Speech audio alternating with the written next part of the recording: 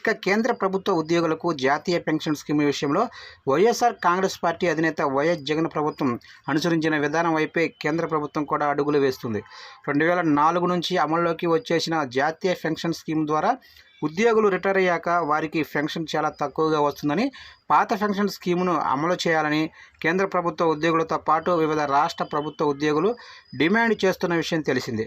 ఇక నిజానికి 2004లో తీసుకొచ్చిన సిపిఎస్ ప్రకారం ఉద్యోగులు 10%, ప్రభుత్వాలు 10% పెన్షన్ నిధికి జమ చేస్తాయి. ఇక మార్కెట్ ఆధారిత రిటర్నుల ప్రకారం ఆ నిధి నుంచి ఉద్యోగులు పదవి విరమణ అనంతరం పెన్షన్ వస్తుంది. ఇక మార్కెట్లపై ఆధారపడడంతో ఇతర పెన్షన్ వస్తుందని గ్యారంటీ లేదు. కొందరు ఉద్యోగులకు పదవి విరమణ అనంతరం బేసిక్ వేతనంలో కనీసం 20% కూడా పెన్షన్ వచ్చే పరిస్థితి లేదు.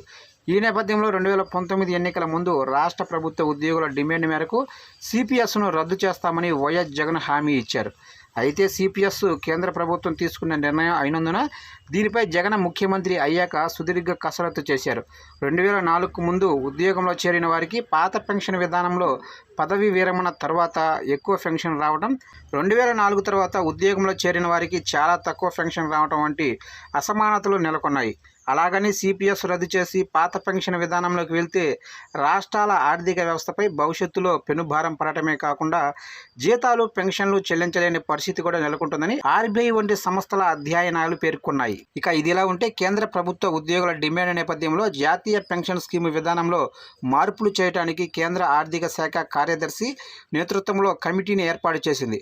ఇక ఉద్యోగులు, ప్రభుత్వం తమ కాంట్రిబ్యూషన్ను కొనసాగిస్తూనే 2004 తర్వాత చేరిన ఉద్యోగులకు పదవి విరమణ అనంతరం మరింత మెరుగైన పెన్షన్ వచ్చేలా మార్గాలను కేంద్ర కమిటీ అన్వేషించింది. ఇందుకు సంబంధించి సిఫార్సులతో ఇటీవల కేంద్రానికి ఆ కమిటీ నివేదిక సమర్పించినట్లు అధికార వర్గాలు తెలిపాయి. ఇక ఈ కమిటీ కూడా జగన్ సర్కారు తీసుకొచ్చిన జీపీఎస్లోని అంశాలనే సిఫార్సు చేసిందని, ఇది దేశానికి ఆదర్శంగా నిలిచిందని అధికార వర్గాలు చెబుతున్నాయి. ఇక అప్పట్లో ఉద్యోగ సంఘాలతో జరిగిన సమావేశంలో వైఎస్ జగన్ మాట్లాడుతూ రాబోయే రోజుల్లో దేశమే ఈ పెన్షన్ స్కీమును అమలు చేసే పరిస్థితి రాబోతుందని చెప్పారు. ఇప్పుడు అక్షరాల అదే నిజమవుతుంది.